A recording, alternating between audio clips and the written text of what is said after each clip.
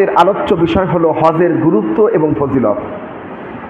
যে মুহূর্তে গোটা বিশ্ব থেকে দলে দলে বিশ্বের বিভিন্ন জাতি, বিভিন্ন দেশ, বিভিন্ন বর্ণ, বিভিন্ন ভাষাভাষী মানুষ যারা মুসলিম প্রস্তুতি গ্রহণ করছে হজের জন্য, ঠিক কিনা? ঠিক ওই মুহূর্তে আমরা আজকে হজের গুরুত্ব এবং ফজিলত সম্পর্কে আলোচনা করব।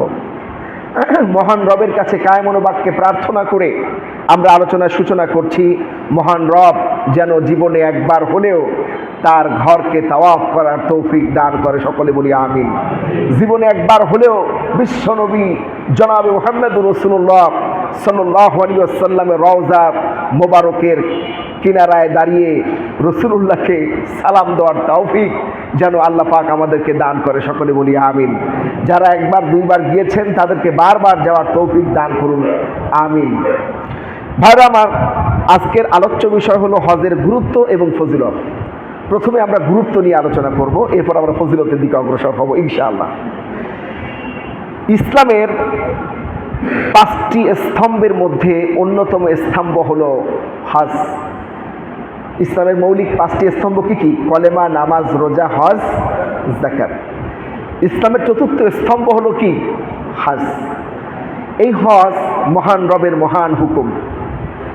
আল্লাহ রাব্বুল আলামিন স্পষ্ট করে বলছেন, ওয়ালিল্লাহি আলান নাসি হিজ্জুল বাইতি মান ইসতাতাআ ইলাইহি সাবিলা। ও দুনিয়ার মানুষ, শুনে রাখো, আল্লাহর নির্দেশ শুনে রাখো।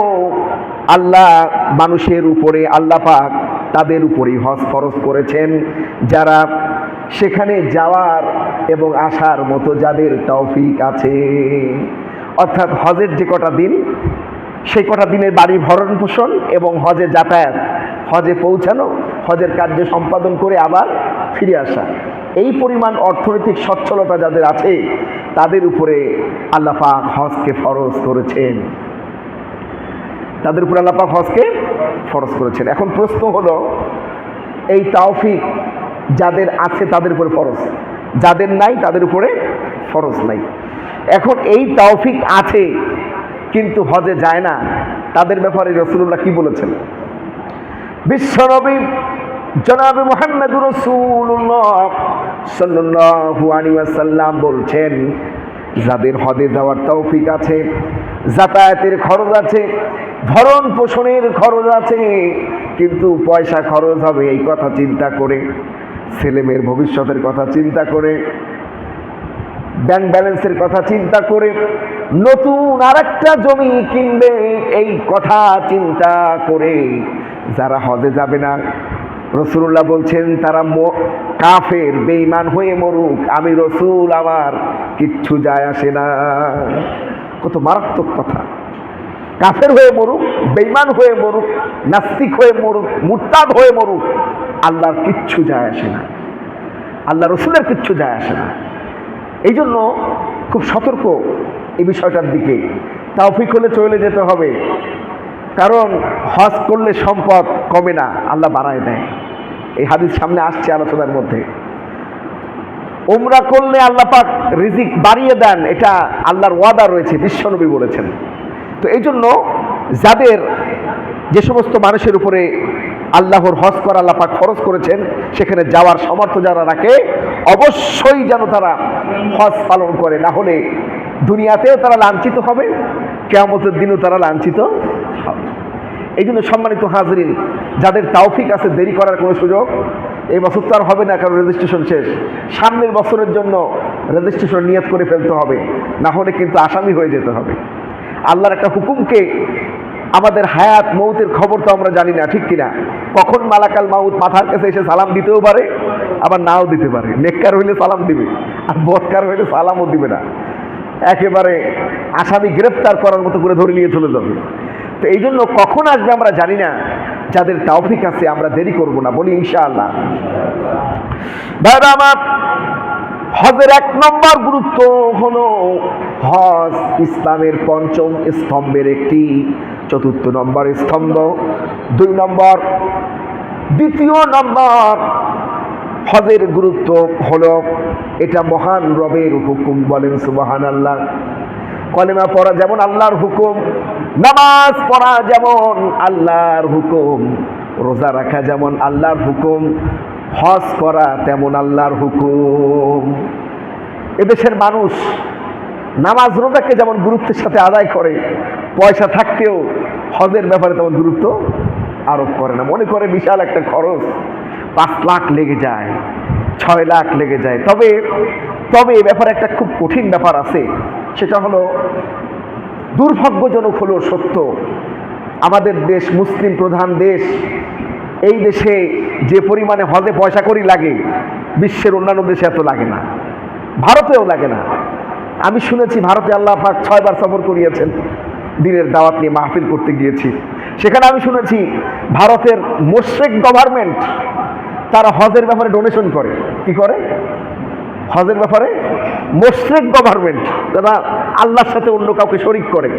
তারা মানুষ যেন এই তীর্থ, তাদের ভাষায় তীর্থস্থান, মুসলমানদের তীর্থস্থানে যেতে পারে, এই জন্য তারা কিন্তু সরকারিভাবে অর্থ ডোনেট করে। আর আমাদের দেশে যে সরকারি আসুক দেখি হজ নিয়ে ব্যবসা করতে, ঠিক কিনা বলেন? হজ নিয়ে গলা কাটতে। আলহামদুলিল্লাহ গত তত্ত্বাবধায়ক অন্তর্বর্তীকালীন সরকারকে দেখেছি, তৎকালীন যিনি আসম খালিদ হোসাইন সাহেব, তিনি কিন্তু হজের অতিরিক্ত টাকা আমার ফেরত দিয়েছেন, বাংলাদেশের ইতিহাসে প্রথম, ঠিক কিনা? যে টাকাটা খরচ হয়নি তিনি আবার রিফান্ড করেছেন, হাজী সাহেবদের অ্যাকাউন্টে সেটা ট্রান্সফার করেছেন অতিরিক্ত টাকা। এখন এই নিদর্শন যেন এই সরকারও যেন বজায় রাখে, সকলে বলি আমিন। আর এই খাতটা যেন সরকার ব্যবসায়িক খাতে না রেখে এটা যেন খেদমতের খাতে নেন, সকলে বলি আমিন। কারণ এই যে 5 লক্ষ 6 লক্ষ টাকা, এটা মানে আসলেই কষ্টকর একটা ব্যাপার, কঠিন একটা ব্যাপার। গভর্নমেন্ট কত জায়গায় কত রকমের ডোনেশন করে। আল্লাহর এই মহান হুকুমটা, আমরা মুসলিম প্রধান দেশ, আমাদের কলিজা কান্দে, ঠিক কিনা? আমাদের হৃদয়ে রক্তক্ষরণ হয়, আল্লাহ যদি একবার তোমার ঘর দেখতে পারতাম, আল্লাহ তোমার ঘর যদি একবার তো অফ করতে পারতাম। আর রব্বুল আলামিন তোমার হাবিব বিশ্ব নবী জনাব মুহাম্মদ রাসূলুল্লাহ সাল্লাল্লাহু আলাইহি ওয়াসাল্লামের রওজা মুবারকের পাশে যাইয়া চোখের পানি ছেড়ে যদি একটু সালাম দিতে পারতাম, এই রক্তক্ষরণ বাংলাদেশের কোটি কোটি মানুষের, ঠিক কিনা বলেন? কিন্তু অর্থনৈতিক অসচ্ছলতার কারণে আর এই বিশাল অ্যামাউন্টের খরচের কারণে হয়ে ওঠে না, ঠিক কিনা বলেন? তো গভর্নমেন্ট যদি একটু সহযোগিতা করে, এই খাতটা ব্যবসায়িক খাতে না নিয়ে, এই খাতটা ব্যবসায়িক খাতে না নিয়ে যদি সহজ করে দেন, ডোনেশন খাত দেন, তাহলে অনেক ভালো হয়, ঠিক কিনা বলেন? ভাইরা আমার, এই জন্য দ্বিতীয় নম্বর হজের গুরুত্ব হলো এটা আল্লাহর নির্দেশ। এই নির্দেশ পালনে যারা বাধা দিবে, এই নির্দেশ পালনে যারা বাধা দিবে, তারা হলো আল্লাহ পাকের কোরআনের ভাষায় আল্লাহর বিধান মানায় যারা বাধা দেয়, বাধা সৃষ্টি করে, তারা কাফের, বেঈমান ছাড়া আর কিছু নয়। এই নির্দেশ পালনে বাধা কি? সরকারিভাবে ব্যাপক একটা শুল্ক ঘাড়ের উপরে চাপায় দেওয়া, ঠিক কিনা? ব্যাপকভাবে সরকারের একটা খরচ ঘাড়ের উপরে চাপায় দেওয়া, এগুলো কিন্তু এক প্রকার ইনডাইরেক্টলি বাধা। ইনডাইরেক্টলি কি বাধা? সম্মানিত হাজরিন, আল্লাহ পাক যেন সংশ্লিষ্ট যারা আছেন তাদেরকে আল্লাহ পাক যেন হেদায়েত দান করে, সকলে বলি আমিন। আরো জোরে বলি আমিন।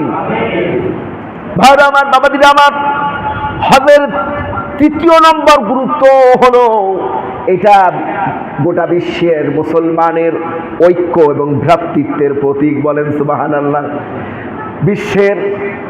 বিশ্বের প্রায় 200টা দেশ থেকে, পৃথিবীর নানান প্রান্ত থেকে, নানা বর্ণের, নানা ভাষাভাষী মানুষ কলেমায় বিশ্বাসী, ইহরাম বেঁধে একরকম কাপড় পরে আল্লাহর ঘরের সামনে দাঁড়িয়ে যায় আর বলে লাব্বাইক আল্লাহুম্মা লাব্বাইক, হাজির হয়ে গেছি আল্লাহ, তোমার ডাকে সাড়া দিয়ে হাজির হয়েছি। কত রং, কত বর্ণ, ঠিক কিনা? আফ্রিকান, ইউরোপিয়ান, ইন্দোনেশিয়ান, এশিয়ান, বিভিন্ন দেশ, পৃথিবীর এক প্রান্ত থেকে অপর প্রান্ত পর্যন্ত, বিশ্বের স্বাধীন 195টা দেশ সহ বিভিন্ন দেশ থেকে এই দেশে এই হজ পালন করার জন্য আসে। তো এই জন্য এটা একটা বিশ্বের ভ্রাতৃত্বের প্রতীক হয়ে দাঁড়িয়েছে, বলেন সুবহানাল্লাহ। মুসলিম ভ্রাতৃত্বের প্রতীক। হজের ফজিলত অনেকগুলো, তবে স্বল্প সময়ের মধ্যে যতটুকু আলোচনা করা যায় আমরা আলোচনা করবো ইনশাআল্লাহ। হজের যতগুলো ফজিলত আছে তার মধ্যে অন্যতম হলো আল্লাহ রাব্বুল আলামিন সমস্ত গুনাহ মাফ করে দিবেন, বলেন সুবহানাল্লাহ। এক নম্বর ফজিলত কি? সমস্ত গুনাহ মাফ করে দিবেন। বিশ্বনবী জনাবে মুহাম্মদুর রাসূলুল্লাহ সাল্লাল্লাহু আলাইহি ওয়াসাল্লাম বলছেন, যে ব্যক্তি আল্লাহর জন্য, কার জন্য? আল্লাহর জন্য হজ করে এবং অশ্লীল গুনাহ থেকে বেঁচে থাকে, আল্লাহ রাব্বুল আলামিনের হাবিব বলেন, নবজাতক ছোট্ট শিশু যেমন নিষ্পাপ হয়ে দুনিয়াতে আসে, ওইভাবে হাজী সাহেব নিষ্পাপ হয়ে দেশে ফিরে আসে, বলেন সুবহানাল্লাহ। সহিহ বুখারী ও মুসলিম, সহিহ বুখারী ও মুসলিম। তো দেখেন এই হাদিসের কয়েকটা শর্ত আছে। এক নম্বর শর্ত হলো হজটা করতে হবে আল্লাহর জন্য, কার জন্য? কিন্তু দুর্ভাগ্যজনক হলেও সত্য, আমাদের দেশের অনেক নেতা আছে নামের আগে আলহাজ লেখা যাবে, নামের আগে কি লেখা যাবে? আলহাজ। সবাই না, ইল্লা মাশাআল্লাহ। এই কথাগুলো না আসলে নয়, আসলে এটা সত্য, কিছু আছে এরকম। আপনি গাজীপুর যেয়ে দেখবেন আলহাজ ছাড়া কোনো লোক নাই, অমুক আলহাজ, অমুক আলহাজ, মুখে নেই দাড়ি। আমি কাউকে ইনসাল্ট করছি না, মানে ওইটা একটা তার সার্টিফিকেট, অমুক আলহাজ, আলহাজ অমুক সাহেব আছে না? একক তো নামাজ পড়তে দেখা যায় না, আছে না এরকম? তো এই জন্য হজটা করতে হবে কার জন্য? শুধুমাত্র কেবলমাত্র আল্লাহর জন্য। শুধু হজ নয়, মুসলমানের প্রত্যেকটা আমল হবে আল্লাহর জন্য। এটা কার নির্দেশ? মহান আল্লাহ পাক বলেন, কুল ইন্না সলাতি ওয়া নুসুকি ওয়া মাহইয়ায়া ওয়া মামাতি লিল্লাহি রাব্বিল আলামিন। জোরে বলুন আল্লাহু আকবার। মহান আল্লাহ পাক বলেন, হে নবী আপনি বলুন, আপনার নামাজ, আপনার কোরবানি, আপনার বেঁচে থাকা, আপনার মরে যাওয়া সব যেন লিল্লাহি রাব্বিল আলামিন, আল্লাহর জন্য নিবেদিত হয়ে যায়। এই জন্য মুসলমানের সব কিছু, নামাজ, কোরবানির মধ্যে সব কিছু পড়ে, হজও পড়ে, অর্থ কোরবানি, অর্থের কোরবানি হয় না? বেঁচে থাকা, বেঁচে আছি, মরে যাব, তাও আল্লাহর জন্য, লিল্লাহি রাব্বিল আলামিন, সব আল্লাহর জন্য হতে হবে, তাহলেই না আল্লাহ পাক ফজিলত দান করবে।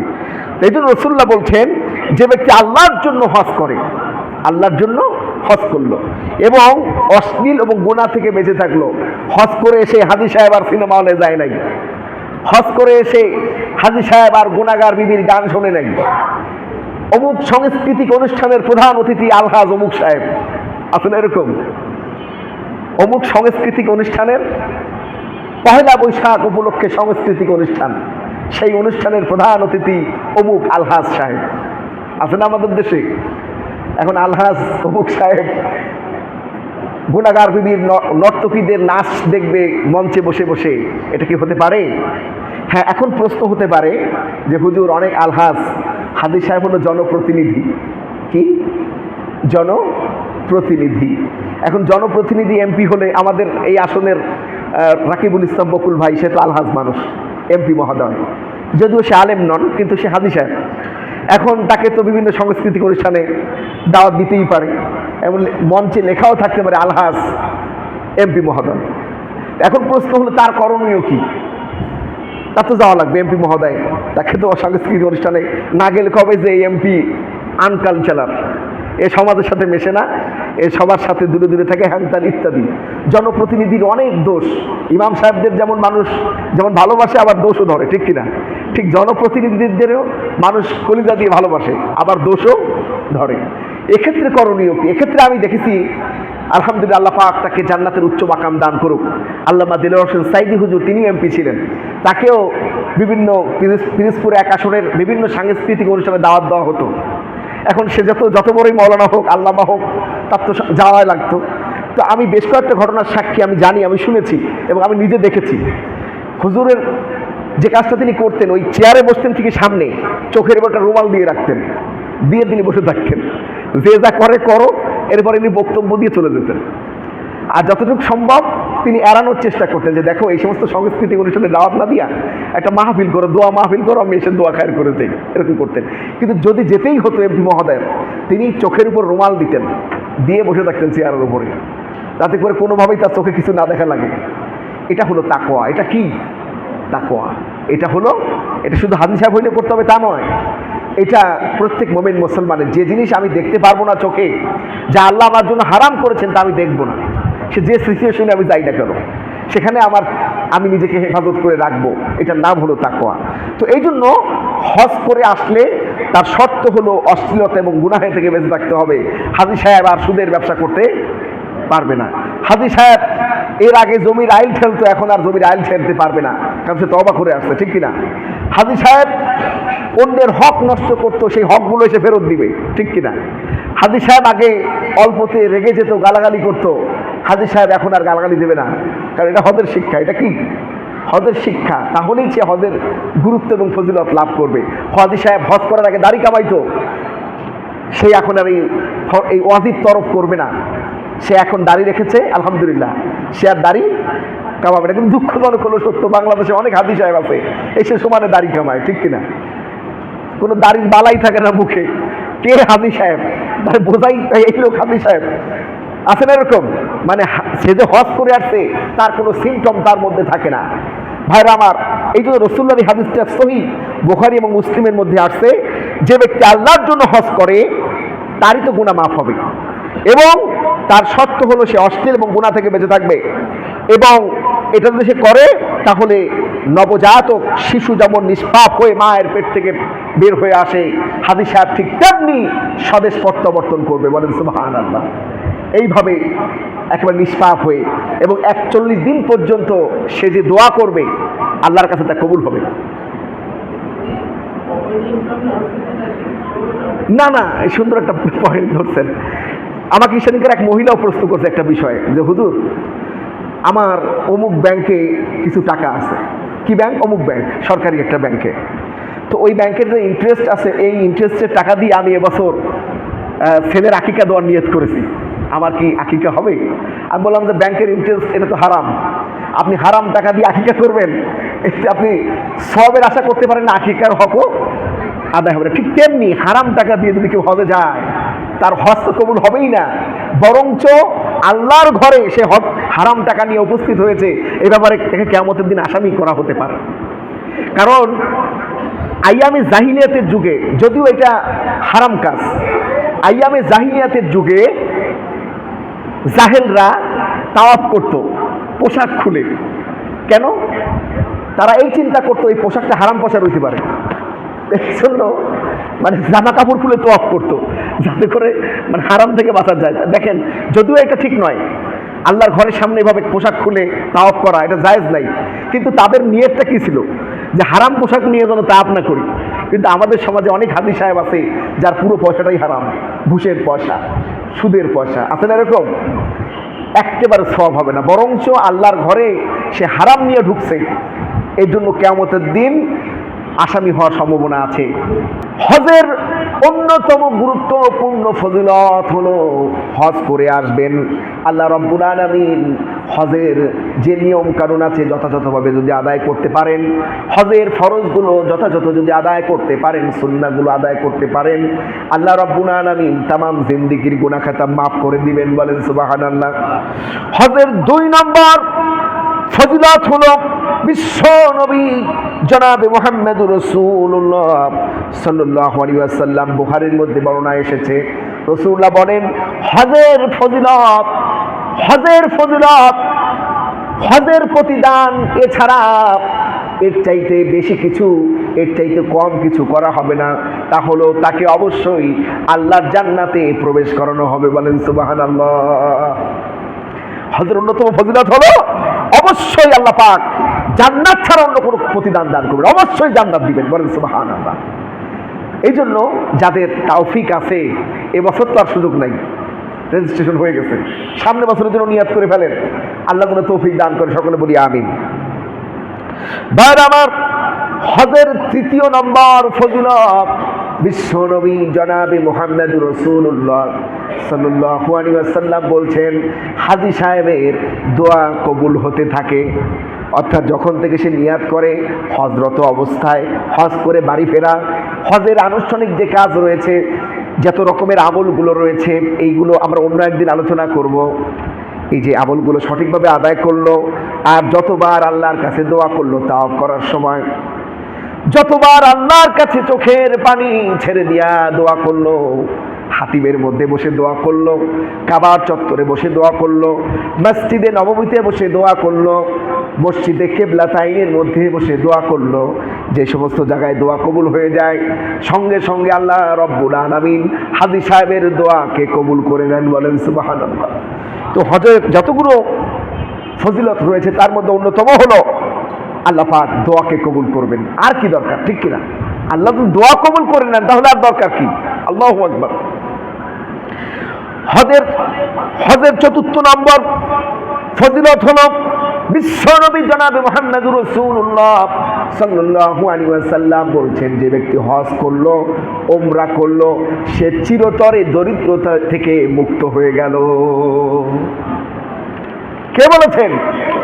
বিশ্বনবী জনাবে মুহাম্মদুর রাসূলুল্লাহ সাল্লাল্লাহু আলাইহি ওয়াসাল্লাম। শুনছেন কোথাও কোনো হাজী সাহেব না খেয়ে মারা গেছে? শুনছেন? হাজী সাহেব খাইতে পারে না, এরকম হয়েছে?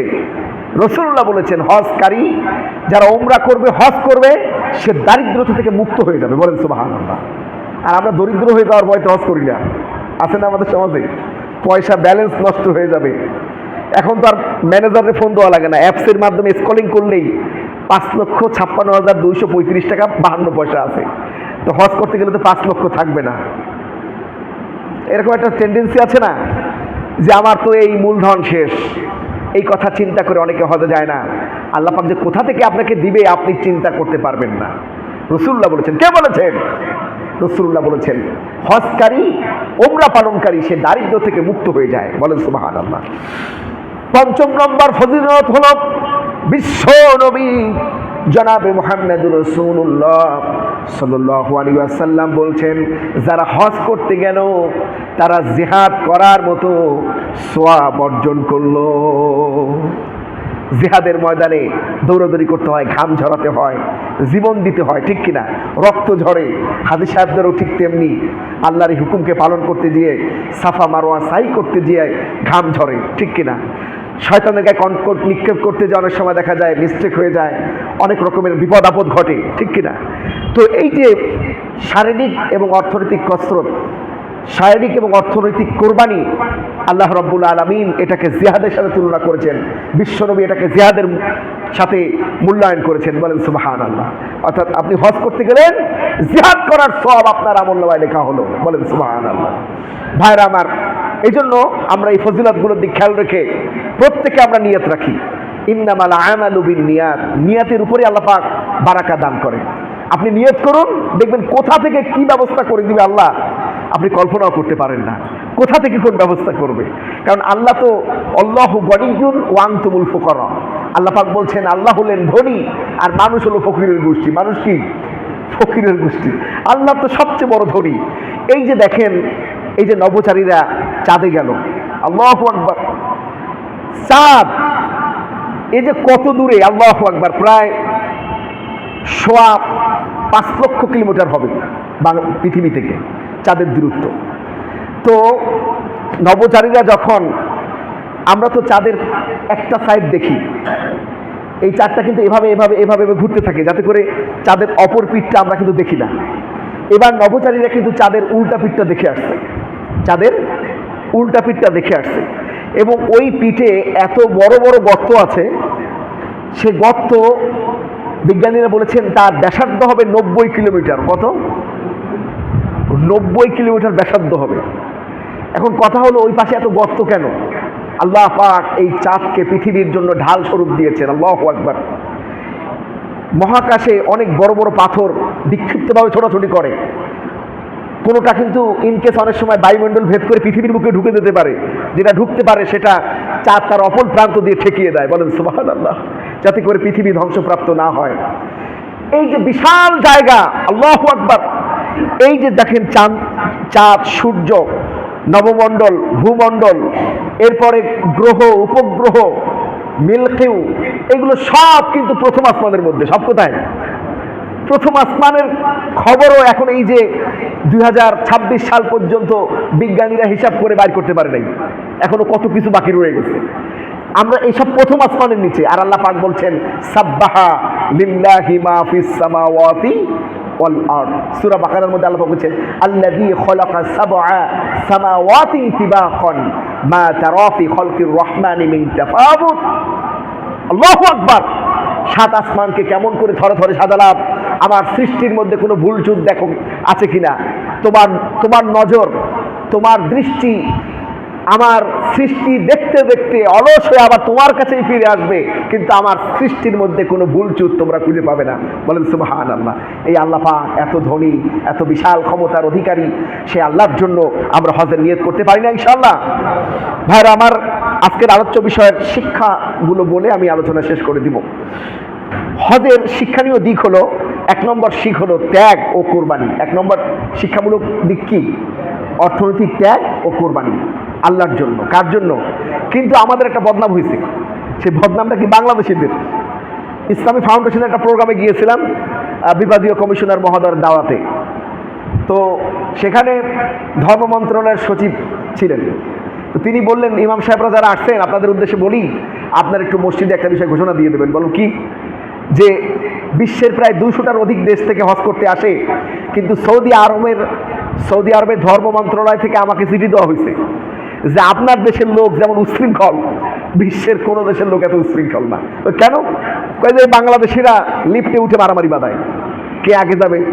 তারপর হলো কাবাকাব যখন তওয়াফ করে গুতা মেরে মানুষকে আহত করছে, এই রিপোর্ট আমাদের গোয়েন্দা রিপোর্টে আসছে। তো সব দেশেরই কম বেশি ভুল ত্রুটি থাকতে পারে, দোষ থাকতে পারে, তবে বাংলাদেশিদের অপরাধের চারটা অনেক লম্বা। তো এই রিপোর্ট বলছেন যে সৌদির ধর্ম মন্ত্রণালয়ের সচিব যখন আমার কাছে দেয়, সচিব সাহেব বলছেন, আমাদের ধর্ম মন্ত্রণালয়ের সচিব, যে আমার লজ্জায় মুখটা আমি কোথায় গুজাবো, কোথায় লুকাবো, যে এইরকম একটা বদনাম আমাদের, যে বাংলাদেশিদের কোনো ধৈর্য সহ্য নেই, যা ইচ্ছে তাই ওখানে করে বেড়ায়। হ্যাঁ, তো এই জন্য আমরা যারা হজে যাব ইনশাল্লাহ আমরা সর্বোচ্চ ত্যাগ এবং কোরবানি করব। একজনকে সুযোগ করে দিব। কাবা ঘর ছুঁয়ে আপনার গুনাহ মাফ হবে আর দূরের থেকে মাফ হবে না, এটা কিন্তু ঠিক না। অনেকে কাবা ঘর ছোঁয়ার জন্য মানুষকে মেরে ধরে কেনু দিয়ে গুতা মেরে আহত নিহত করে দিয়ে ধরে ওখানে যায়। এতে কি আপনার গুনাহ মাফ হবে? বরং যারা গুনাহ হবে, আপনি একজনকে আহত করে গিয়েছেন, আপনি একজনকে মারাত্মক আহত করে গেলেন, এর দ্বারা কিন্তু মহান আল্লাহ তো দেখছেন, ঠিক কিনা? হযরতে ওমর রাদিয়াল্লাহু তাআলা আনহু হাজরে আসওয়াদ পাথর ছোঁয়ার জন্য যারা বেকুল তাদের উদ্দেশ্যে বলেছেন, হযরতে ওমর বলছেন, ও হাজরে আসওয়াদ, তুমি এক খণ্ড পাথর মাত্র, আল্লাহ পাক তোমাকে সম্মানিত করেছেন বলে আমি তোমাকে চুমু খাই, না হলে তোমাকে চুমু খাওয়ার কোনো দরকার আমার ছিল না। তুমি এক খণ্ড পাথর মাত্র, তোমাকে আল্লাহ সম্মানিত করেছেন, বেহেশত থেকে দুনিয়াতে পাঠিয়েছেন, এই জন্য আমি তোমাকে সম্মান করি। আল্লাহ সম্মান না দিলে তোমাকে আমি সম্মান করতাম না। এটা হলো বিষয়। আর আমরা পাগলের মতো যা ইচ্ছা তাই করি। 2 নম্বর শিক্ষা হলো ধৈর্য ও সহনশীলতা। হজ থেকে আমরা এই শিক্ষা গ্রহণ করব, আমরা ধৈর্য ধারণ করব, সহনশীল হব। আর 3 নম্বর শিক্ষা হলো আল্লাহর প্রতি পূর্ণ আত্মসমর্পণ করা। ওখানে গিয়ে আমরা আল্লাহর গোলাম ছিলাম, দেশে এসে যা ইচ্ছা তাই করবো, ঠিক কিনা? না, ওখান থেকে যে শিক্ষা আমরা গ্রহণ করেছি আল্লাহর কাছে আত্মসমর্পণের, সেই শিক্ষা আমরা দেশে এসেও প্রত্যেকটা কাজে তার প্রতিফলন ঘটাবো। মহান রব আমাদেরকে যথাযথভাবে আল্লাহর এই মহান হুকুম হজ কার্য সম্পাদন করার তৌফিক দান করুন। ওমা তৌফিক ইল্লা বিল্লাহ। আমাদের যাদের সুন্নাহ বাকি আছে আমরা